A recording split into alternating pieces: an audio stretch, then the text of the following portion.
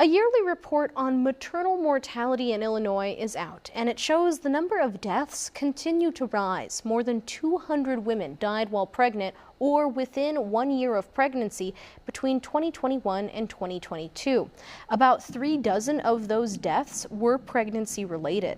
Substance use disorder remained the leading cause of pregnancy-related deaths. Other top causes included blood clots and COVID-19.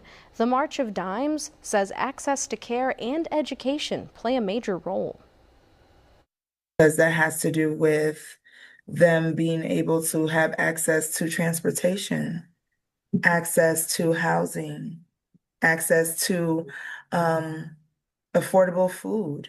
You know, some places have food deserts and they don't have affordable grocery stores that they can go to. This report also highlights stark racial disparities. Black Illinoisans, for instance, had the highest maternal mortality rate, 78 deaths per 100,000 live births. Researchers found that 74% of deaths related to black pregnancies were linked in part to discrimination. You can find more information on pregnancy resources, or you can read the full report on our website, 25newsnow.com.